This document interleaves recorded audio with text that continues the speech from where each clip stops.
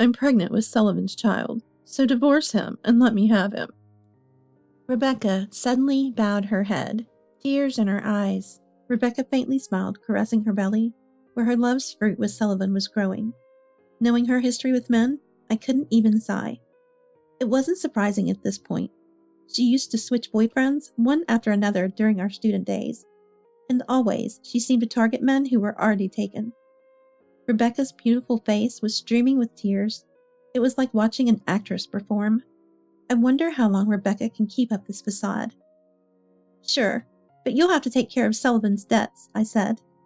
No matter how much reality I throw at her, Rebecca always activates her positive thinking. I'm curious when this smile will fall. I'm Lily, 29 years old. I gave birth a year ago and recently returned to work. At work, "Lily, you seem so unflappable. You're just so elegant," my colleagues often say. Now, I'm just an ordinary housewife, perhaps because I was born into a wealthy family. When I was young, my dad, Arnold, ran a fairly large company. Despite being busy, he took us on domestic and international trips twice a year. My mom, Rosie, even from my perspective, was beautiful and kind. Coming home from school, the house would always be filled with a sweet scent. She always had homemade snacks ready for me. I also have a younger sister, Rebecca, 1 year my junior. She often coveted my favorite stuffed animals and new clothes. Rosie never told me to be patient because you're the older sister. Instead, she patiently explained things to slightly selfish Rebecca. Thanks to this, ours was a calm household with raised voices. However, when I was in the 6th grade, Arnold's company went bankrupt, so we moved to Rosie's countryside hometown. From a famous urban private school to a rural public one, everything about our lives changed. It was a small school where everyone was friends and the only class of the grade. As a new student, I was a novelty and it was overwhelming with all their questions. But thankfully, I quickly made close friends. Within a month, I had completely settled into the school. On the other hand, Rebecca became like a pretentious idol. "Lily, let's go home together," she would say. Without making friends, she'd come to my classroom after class to pick me up. I wanted to go home with my friends, but I couldn't turn away Rebecca. Outwardly, she pretended to be this adorable sister who adored me, but since moving to the countryside, she became more willful. "Hey, give me that sparkly pen. It doesn't suit you, Lily, with your cute sparkles. After all, you're such a country bumpkin now." "No way. A new friend gave it to me because we have matching ones." "Matching? That's so dull. A country girl like you would be better off with a freebie pen from the electronics store." There were no tears or tantrums, just a mocking laugh as she forcibly took what was mine. I hate to say this about my sister, but it felt malicious. At first, I thought I was fortunate to have friends after transferring, but gradually I found myself isolated in the classroom. "Hey, let's hang out after school." I tried inviting friends, but their response was cold. "We're not hanging out." "Why not? Did I do something wrong?" "We were never friends in the first place. You must hate us country folk, being a city girl and all, right?" I was suddenly scolded, too stunned to understand. Looking around, I noticed everyone in class giving me cold stares.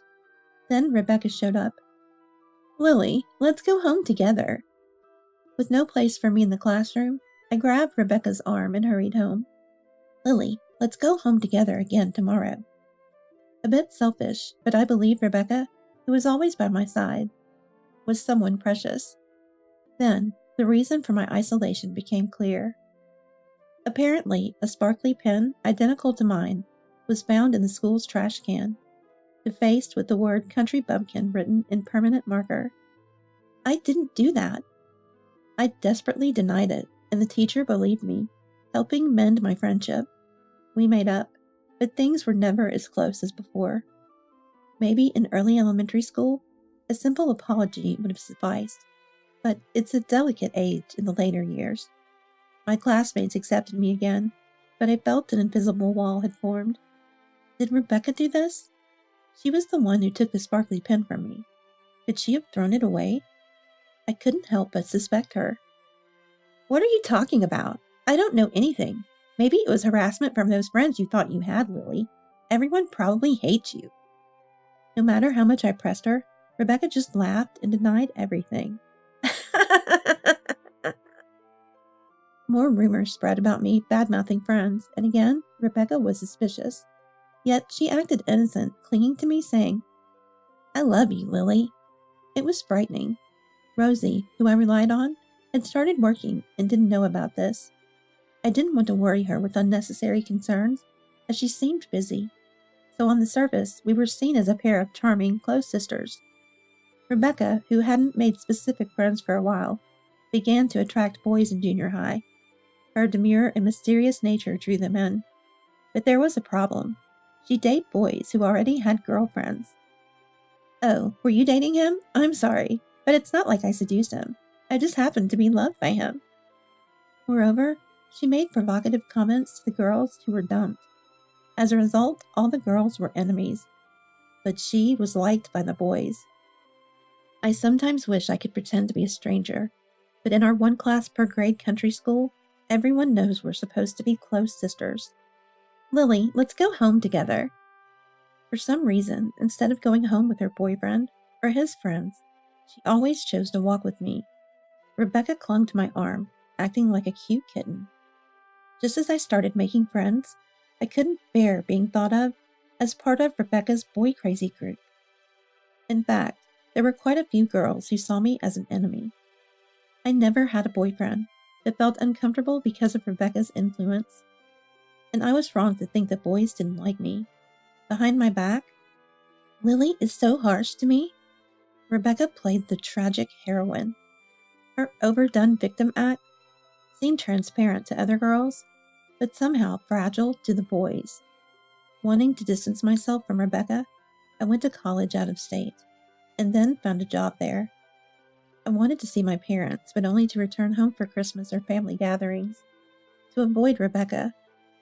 I didn't have any problems with socializing once I was away from her. After dating my first boyfriend for 2 years, we decided to marry. I dreamt of a wedding, but couldn't bring myself to invite Rebecca or friends from back home, so I didn't have one. My husband Sullivan is a man of firm opinions. Unlike me, who tends to look to others, he's bright and optimistic, which drew me to him. "Are you and your sister not close?" "It's not that we're not close, but..." "Come on, from what you've told me, it's clear you don't get along."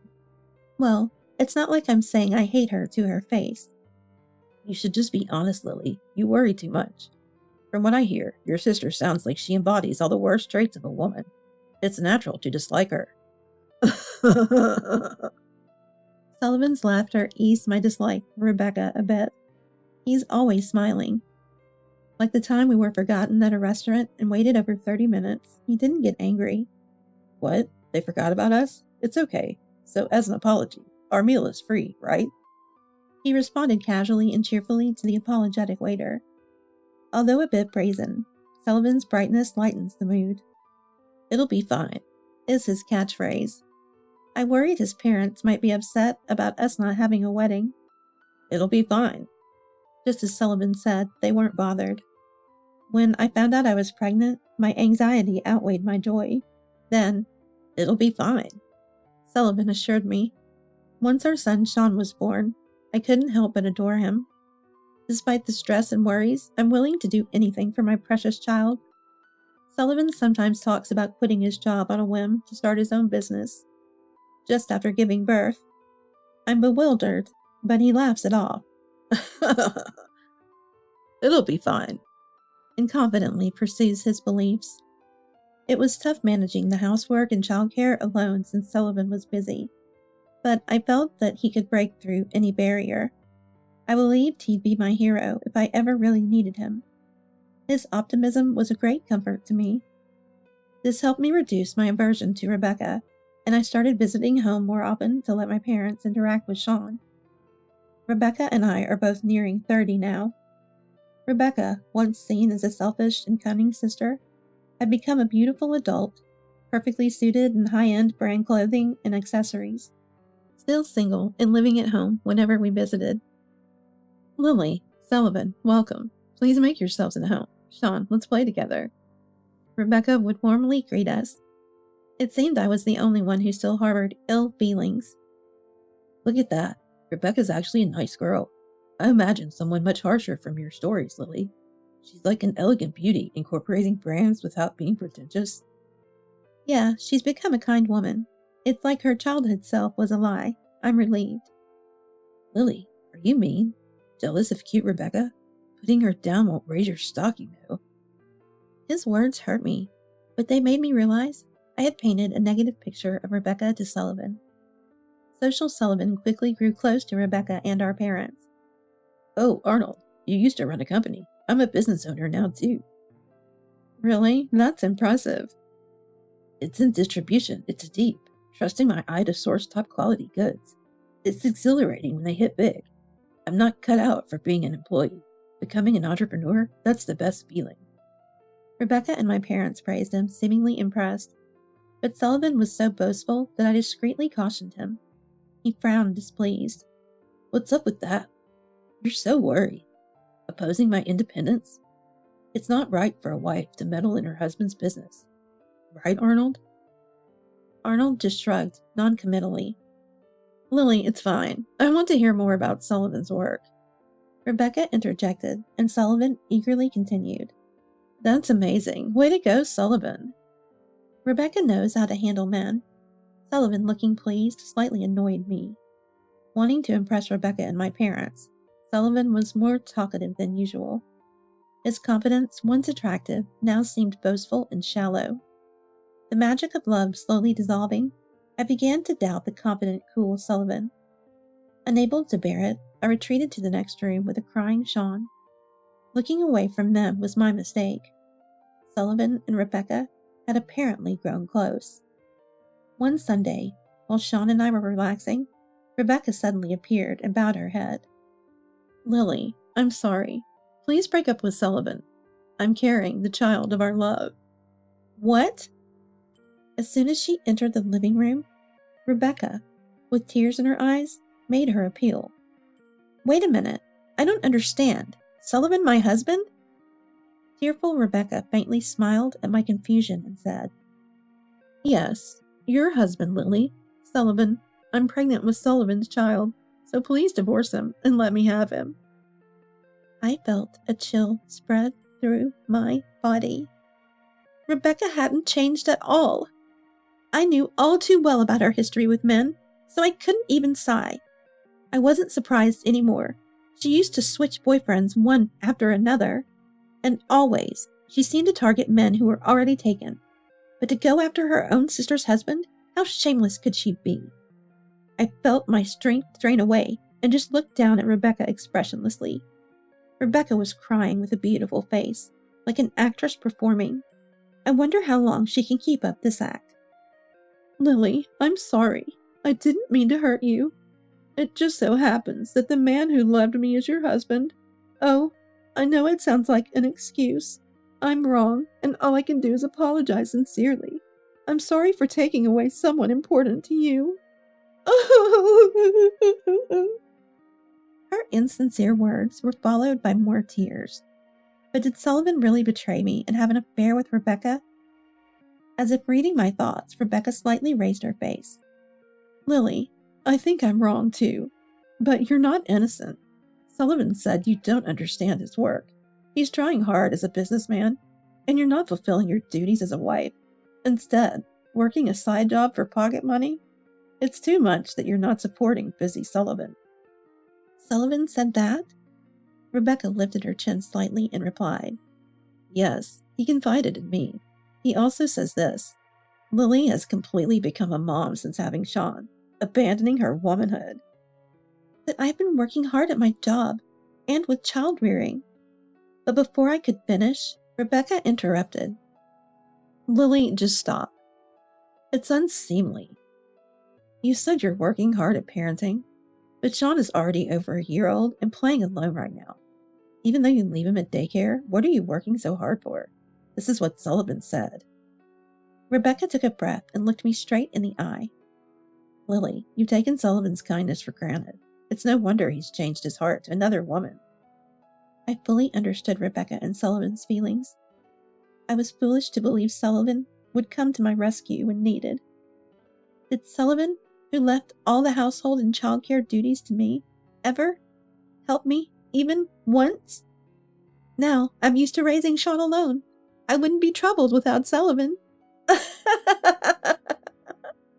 I burst out laughing unintentionally. So I appeared to just be pretending to parent. That's right, Lily. You've neglected Sullivan too much by using your role as a mom. I would prioritize Sullivan the most. Of course, I love the child in my womb too. But how can a wife who doesn't love her husband love her family? Rebecca solemnly bowed her head. Lily, please, set Sullivan free. Let me have him. I stood there and dropped my voice over Rebecca's head. Fine, but please take care of Sullivan's debts. Rebecca turned to me with a shocked expression. It seemed like she didn't know after all. Sullivan has debts. They've ballooned to $60,000 in just a year. Rebecca, with wide eyes, like a small animal, tilted her head. That's for you to pay. No way. Sullivan's debt should be paid by Sullivan, right? Rebecca, who had been maintaining her composure, now furrowed her brow tightly. Stop it. You're the worst, Lily. How much more will you leech off Sullivan? You probably can't forget the luxuries of your childhood. It must have squandered money, right? I can't believe you've accumulated so much debt. I interrupted her rant. Rebecca, were you listening? I said it's Sullivan's debt. He talks big about independence in business, but in reality he's drowning in debt. Wait, are you talking about a loan from a bank?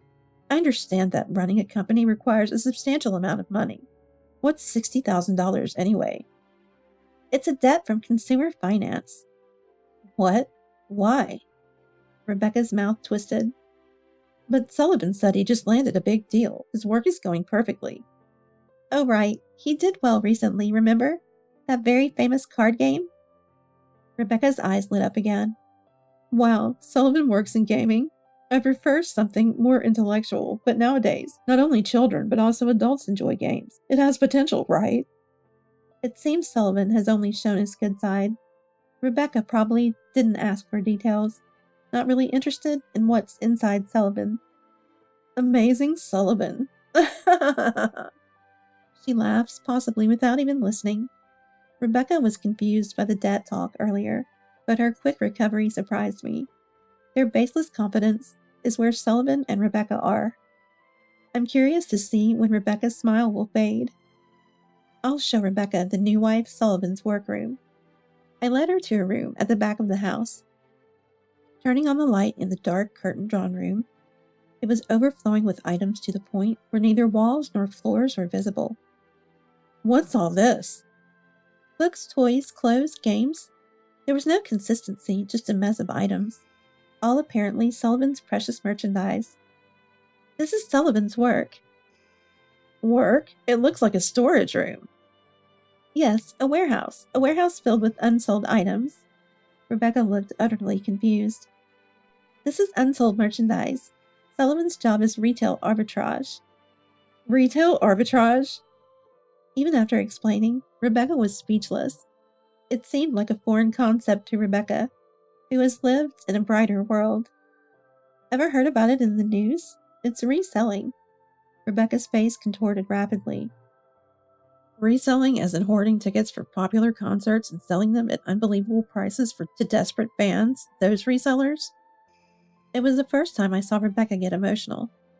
All right, as a child, Rebecca secretly kept popular Idol stationery and posters. I don't watch TV, so I don't know what's trendy. I like classical music and ballet. She used to say playing a mysterious character, but apparently she had a past of being troubled by resellers. Sullivan's a reseller? No way. Just then, Sullivan came home. He probably rushed over after hearing Rebecca was confronting me. Rebecca grabbed him. Your job is reselling? Is that true? Sullivan looked into her eyes and answered earnestly. What I do is retail arbitrage. I don't know what lies Lily has told you, but it's a respectable distribution business. It's a tough job that requires the ability to discern market trends.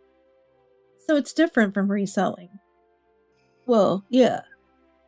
Sullivan, slightly awkward, embraced Rebecca to cover up. Don't worry. I'll become a big shot in this world. I'll make you happy, Rebecca. Sullivan.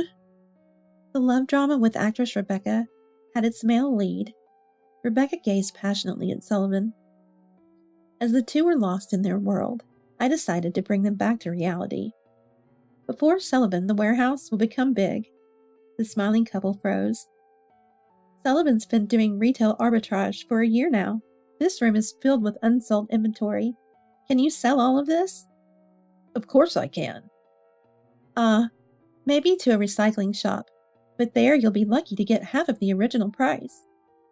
Rebecca and Sullivan, still embracing, froze.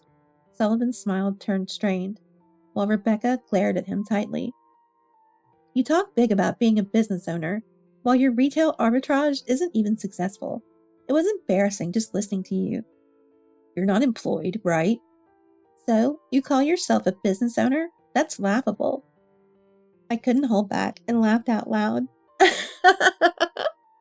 It'd be fine if you had a decent income, but Sullivan, what about you?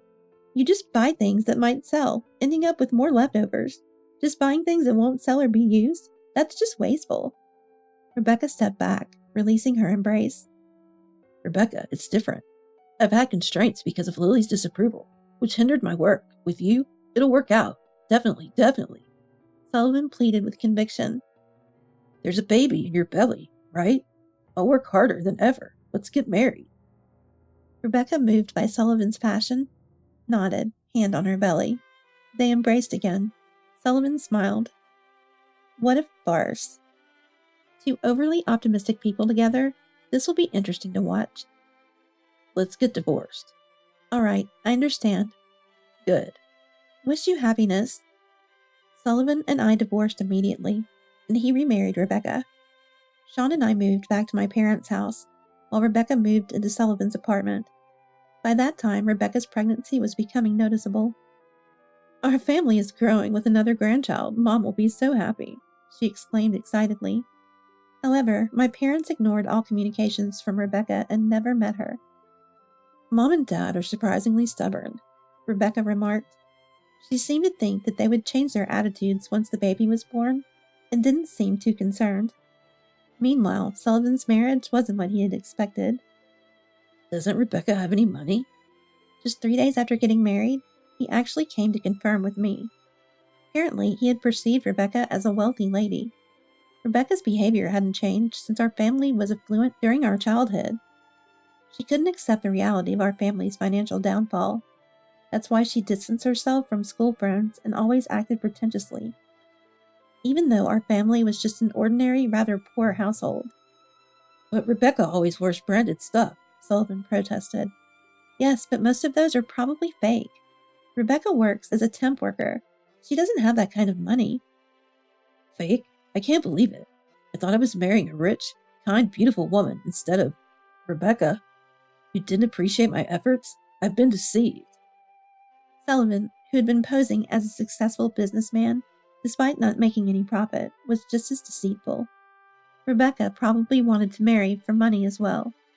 She would soon realize Sullivan's true nature and regret it. I thought I could be supported by Rebecca. Maybe you should stop retail arbitrage and get a real job. You couldn't even tell Rebecca's branded items were fake. Shut up. They looked real to me. Only real. Sullivan held his hand in despair, but suddenly seemed to have an idea.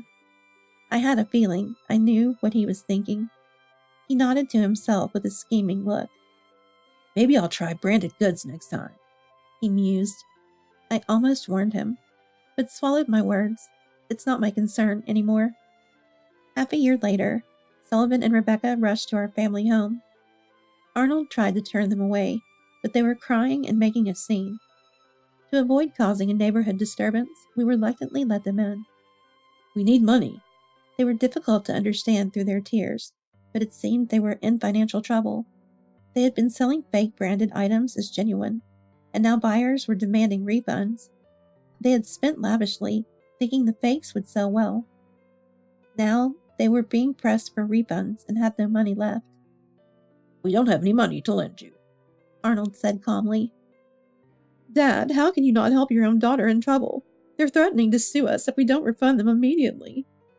Even as Rebecca pleaded, Arnold just shook his head sadly. Why not just make another loan? You've been doing it for purchases all along, so it shouldn't be a problem now, right? I suggested.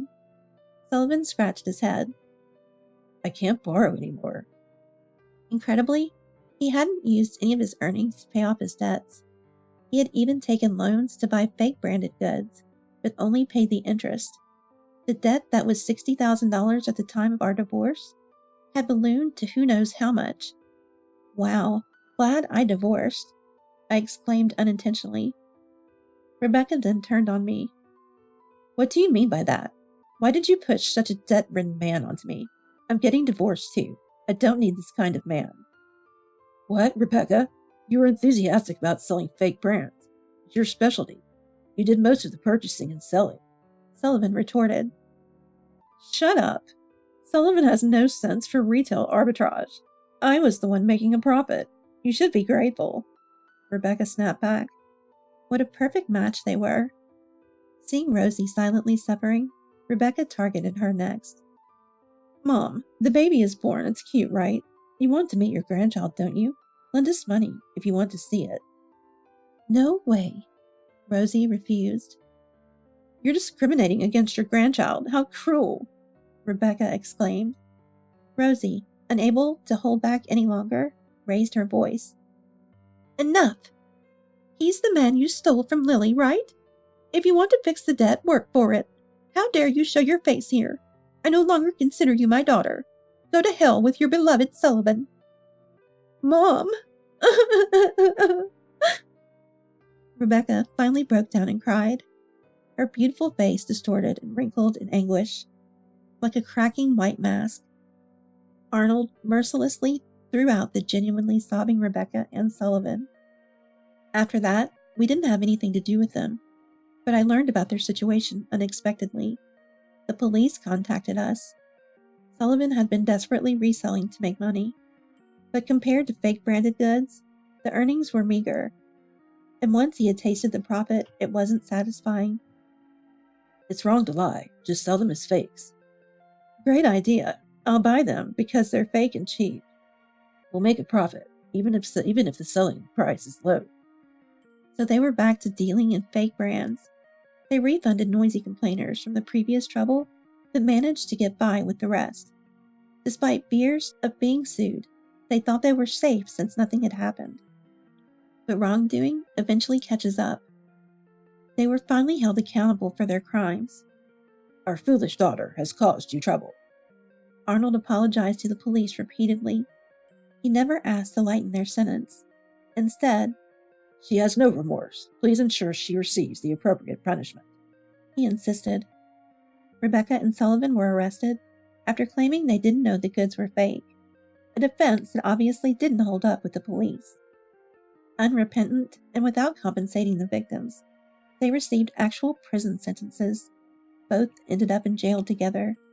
They begged for forgiveness once their fate was sealed, but it was too late. Moreover, a mountain of debt awaits them upon release. I'm relieved I divorced. I even feel thankful to Rebecca for awakening me to Sullivan's reality. Despite his boasting about distribution and discernment, it was Rebecca who gave me the wake-up call. I'm still living at my parents' house. I haven't remarried, but Sean has a younger brother now. We took in Rebecca's child. Our family isn't wealthy, but we manage without wasteful parents. Colleagues no longer say, Lily, you seem so unflappable. Managing two energetic boys leaves no room for calm.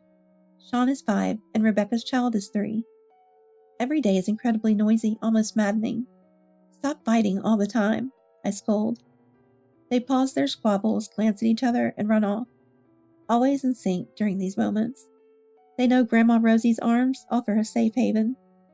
Rosie says, Well, so full of energy, as she pats their heads. I guess scolding is my role, while spoiling is Grandma's. I've decided to raise both boys equally without discrimination. They don't need to be wealthy or outstanding, just kind-hearted adults. As for me, my throat is hoarse from scolding so much. Sucking on my usual honey candy, the children bring me a handful of candies. Thank you, you're so kind, I say. They smile sheepishly, rowdy and noisy, but still my adorable kids.